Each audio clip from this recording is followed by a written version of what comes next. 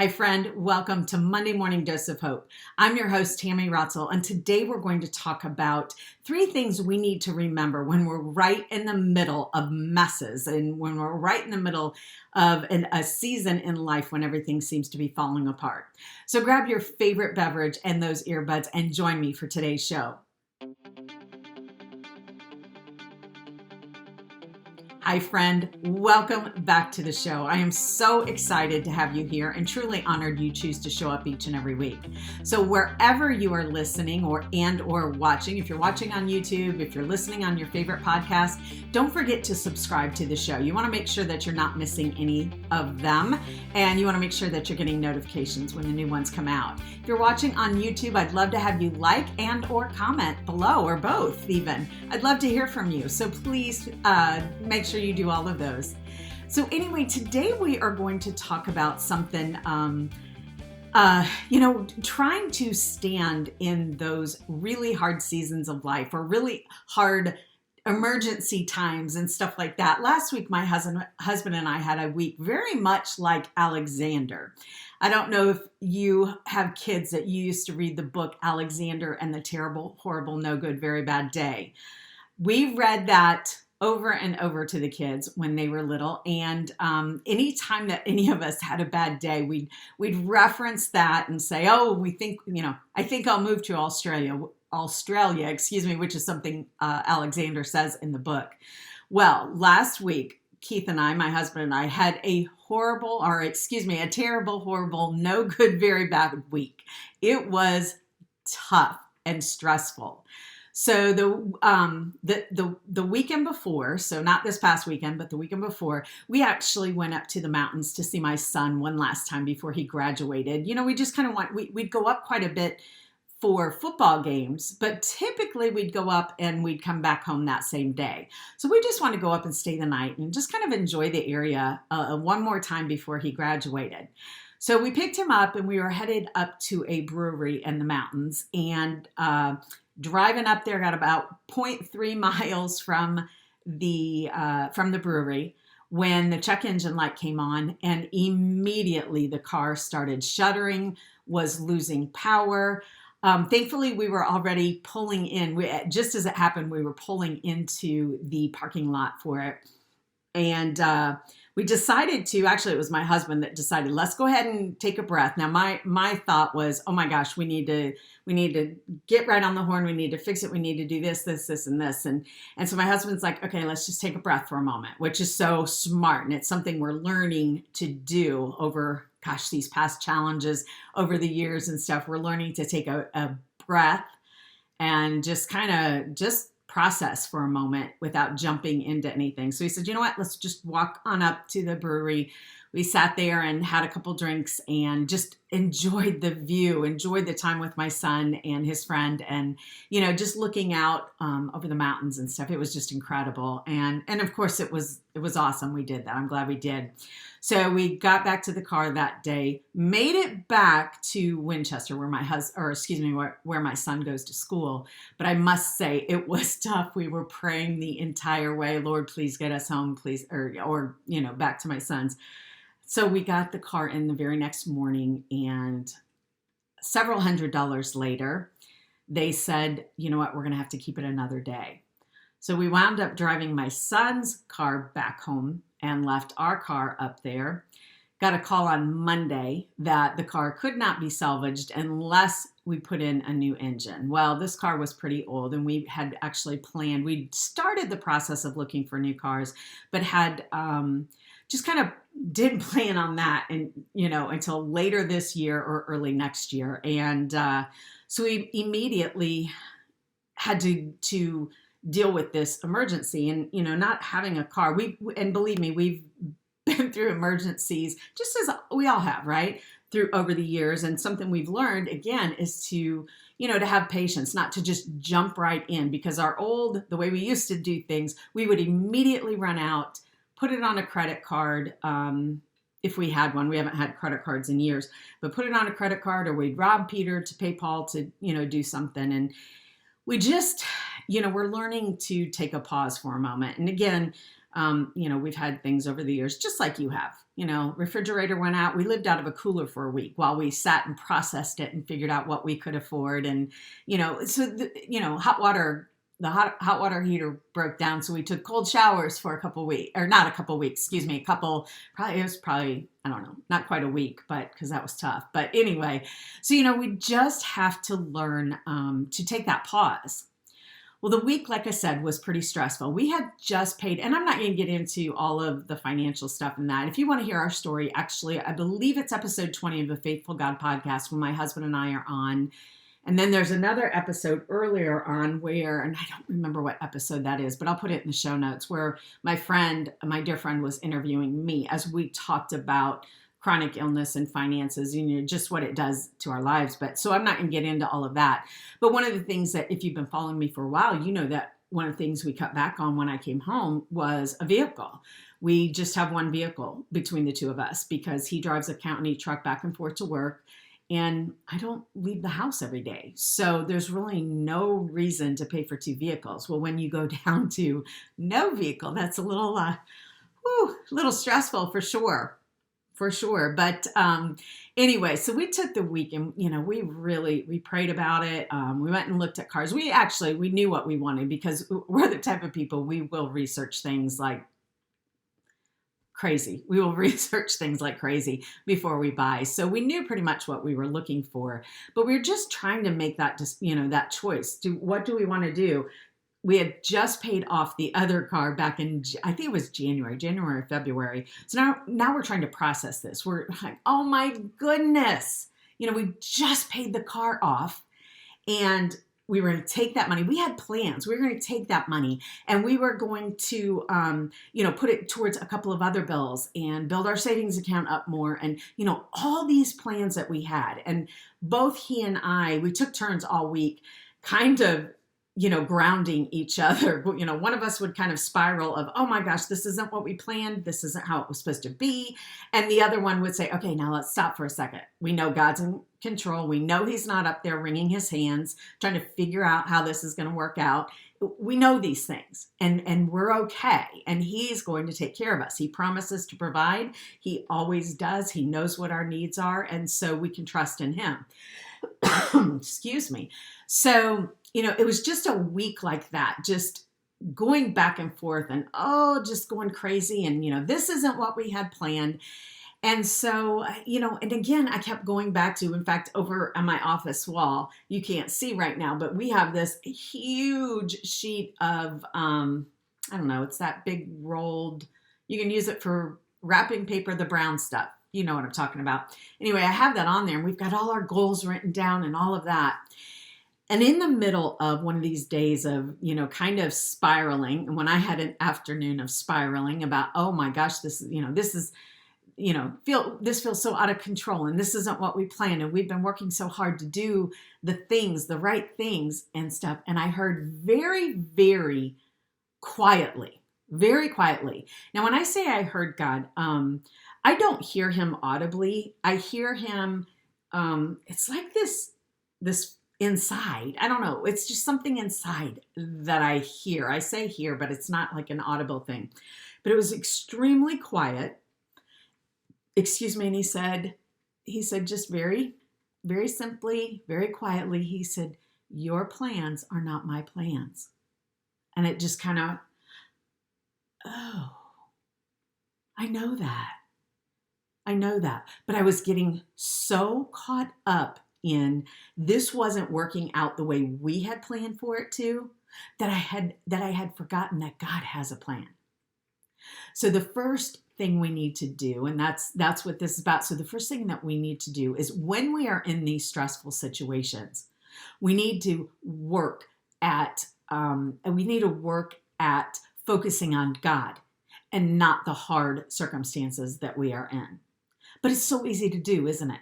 It's so easy when things feel so out of control and we are trying to, fix it. We're running around like a chicken with our head cut off, fixing it. And our thoughts are spiraling out of control because that's what Satan does. He knows our weaknesses and he gets into our head every single time.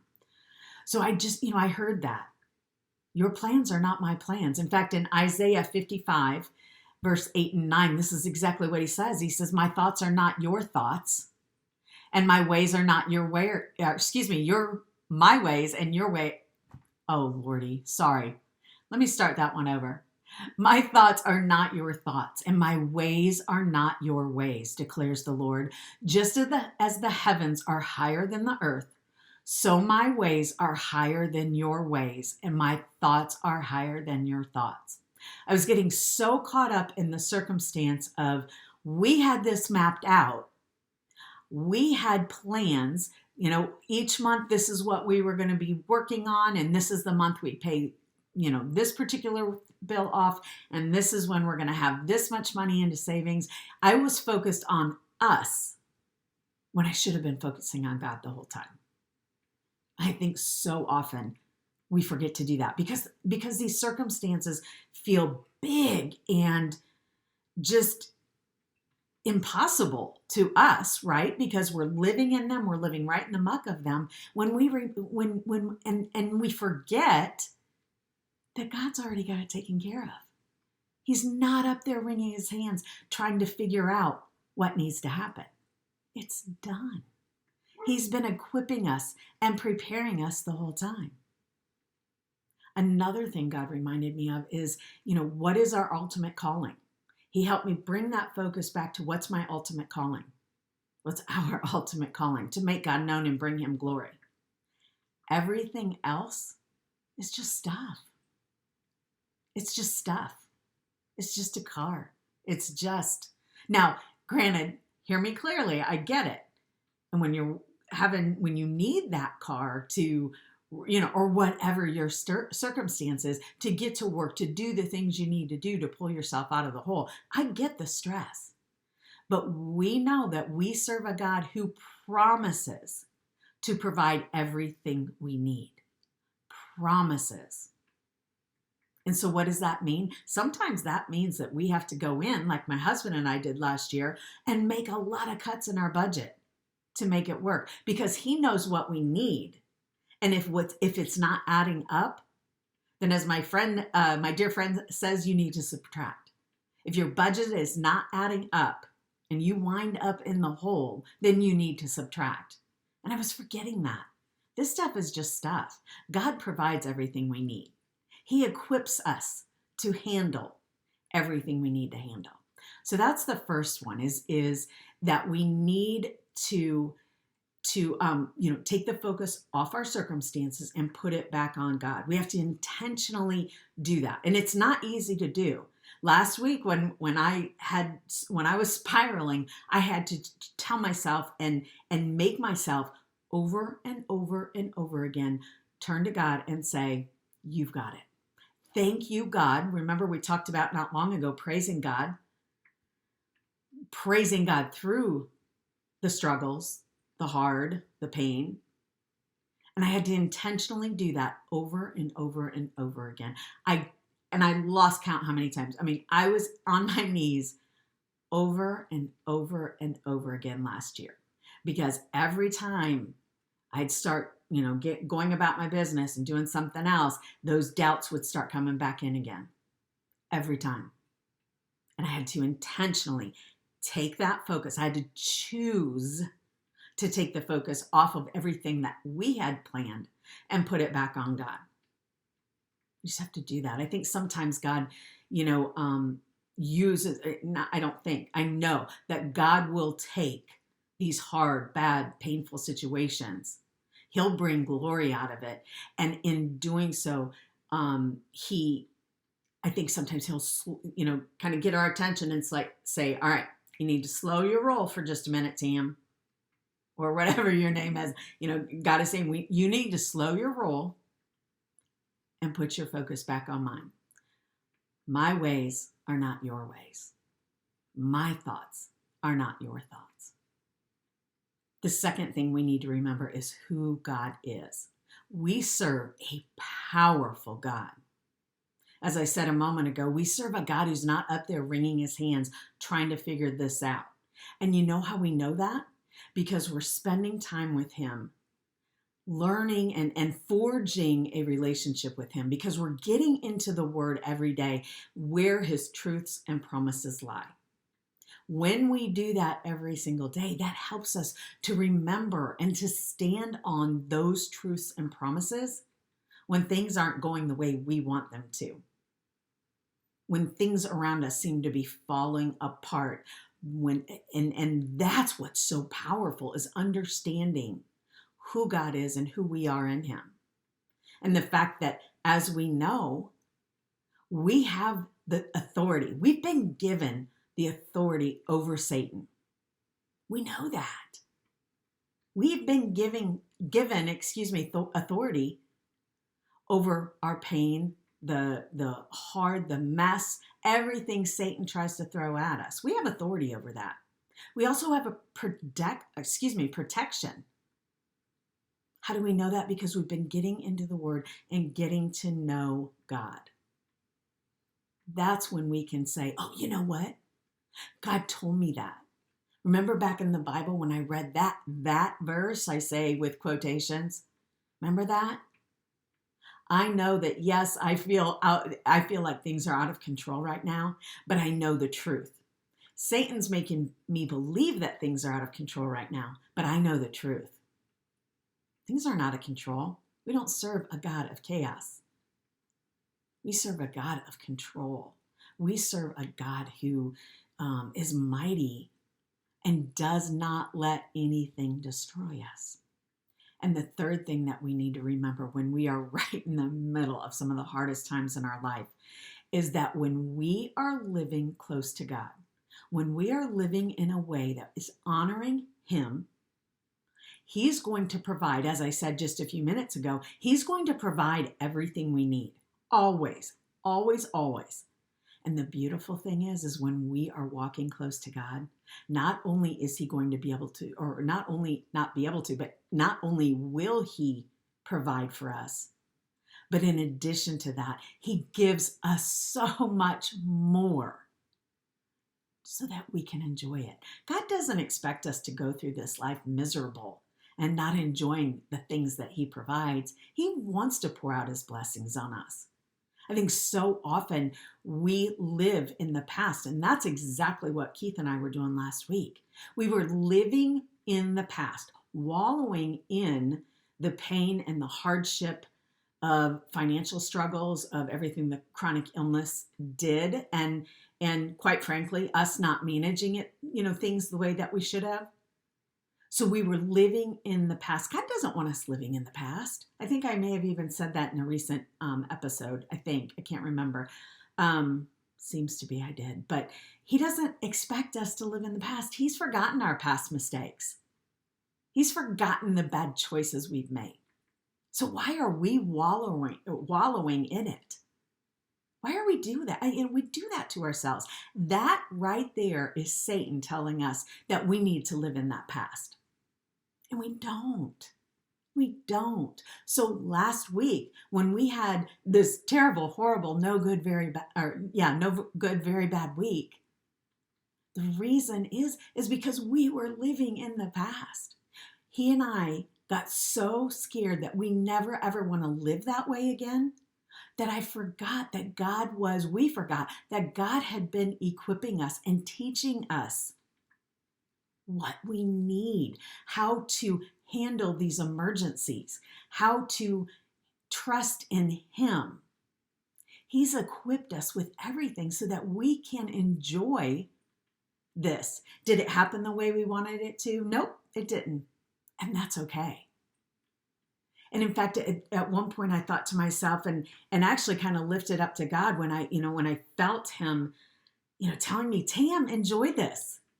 This is cool. Yes, you just paid off the car, but number one, how cool it is that you paid off the car and you don't still owe money on a car that is no longer functioning. That's a praise right there. We were focusing on, we just paid off the car and we want to put that money elsewhere. When what we should have been focusing on was, thank you, God. Thank you that this did not happen while we still had a car payment to make on the other car. Right? And I remember thinking at one point, as I was driving the car home, I got in the car to drive it home. We drove it off the lot. And I remember as I'm driving, I'm still kind of nervous because, again, I'm living in the past and concerned that, oh my goodness, I never want to go back to that. But on the way home, all of a sudden it dawned on me, we've been making a car payment all this time. God has equipped us and showed us how to manage our money that, you know what? We can afford the car. We're not out there we're not strapping ourselves down to something that we can't do, that we can't handle. But because we kept choosing to live in the past and sit there and think about all the mistakes we've made in the past, we weren't able to enjoy this process like we should have. We weren't able to enjoy it. And I remember thinking at one point, I kind of looked up and kind of smiled at God when I started coming down off of that and like, oh yeah, we've been making a car payment. We're fine. We're good. And I looked up at God and I said, wow. So this is what it feels like to enjoy, to be able to afford and live and enjoy life because we're honoring you. This is what it feels like. Wow. Thank you, God. Right? In Luke chapter 6, verse 38, and I'm going to read from the Passion Translation, it says, give generously and generous gifts will be given back to you, shaken down to make room for more. Abundant gifts will pour out upon you with such an overflowing measure that it will run over the top. The measurement of your generosity becomes the measurement of your return. Now, absolutely, this is talking about finances, but I believe that this is also, and I don't want to, I'm not a scholar, you guys know that, but I also believe very much that that means living in a way that is honoring God. When we learn to walk in a way and we include God in everything. I don't know how many times last week I said, God, I want your hands all over this. Keith and I would sit down in the morning and we would pray together and say, Lord, we want you in every single, we just want you all over this. We want you and your hand in all of this. If this is not what we should do, if we should do something else, then you close that door because we want your will. And I know, because I've lived it over and over and over again. When we bring God into stuff, he's going to lead us where we need to go. When we make him the focal point of everything we do, that's when he's going to shake everything down. What does it say? Shake it down to make room for more. Just last week in the episode with Ryan and Megan Wonderly, they were talking about that, how God increases, how he increases things in our life. We do the work. God's in charge of the increase. And boy, oh boy, does he increase. Amazing. He is a God that multiplies. When we're walking close to him, when we're getting into his word, and understanding his truths and promises. And when we open ourselves up to those blessings, I think so often, again, we close ourselves off because we're living in the past when God already forgot about that. He already forgot about the past. So why do we keep living in it? Right?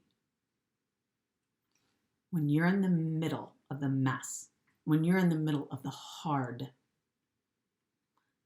do those three things, even if you're doing it over and over and over again every single day. That's what I did last week. Last week, I spent so much time, believe me, I didn't get a whole lot done last week because I spent most of my time in prayer and saying, God, I need you. I want you. I need your strength. I need your encouragement. But here's what's so beautiful is when we do those things, when we walk in a way that honors God, when we make him the focus of everything we do, man. Now we don't do it for the blessings. That's not what we do it for. But holy moly, does he bless us. It is big and beautiful. And it's incredible. Yeah, it is. So friend, I just want you to understand that, this, in the verse that I just read and everything, this verse shows that we serve a mighty God who wants to provide more than just our needs. God wants to provide more than just our needs. But we have to learn how to walk with him. We have to learn how to bring him into everything we do. So friends, I encourage you today. I pray and hope that you will take these 3 things. Again, turn your focus on God. Choose to focus on him. Purpose to focus on him. Strive to, focus on him when things are hard and when it feels like everything around us is out of control. Make that choice to turn your attention to him. Number 2, making sure that you are remembering, that you serve a God who is so much bigger than what you have going on in your life. I know it seems big. I know the messes seem hard and big and impossible. But as we've said many, many times, we serve a God of impossibility. He's got you, friend. And number 3, open yourself up to the blessings, because those blessings are found in every single, the saying? Is it, there's a treasure found in every trial? I probably just blew that. In every trial, there is a treasure. Maybe that's what it is. And it's so true. It's so true. We just have to learn how to do that. And I'm telling you what, my friends, when you start making it, when you start living intentionally to do these and making the choices to do these things, even when you don't feel it, because I'll be honest with you, last week, there were quite a few times I didn't really feel it, but I had to choose to turn to God and say, you know what? I don't feel it, but you know what, God, you've got it. But I trust you and you have it. So you want to do these things because he is powerful. He is mighty. And he does want to pour out his blessings on you. So friend, I am so excited to share with you that next week, the doors are going to open to my brand new 5-day Bible study called Jumpstart. I'm going to get more details out to you very, very soon on that. So you're going to want to watch for that. If you are not a subscriber, if you don't subscribe or a part of our community, hop on over and subscribe, because that's going to be where you're going to get, our community gets the news first, gets all the details and all of that. So make sure you hop on over to afaithfulgod.com and subscribe. For those of you who are part of the community, keep an eye on your inbox, because I've got some exciting, fun things coming in store with that Bible study, and I cannot wait to share it with you. We are this close. We're close. So love to have you join me for it. So friend, again, if you would please just like, comment, or share this show, I would greatly appreciate it. And then join me on Wednesday for another episode of A Faithful God Podcast.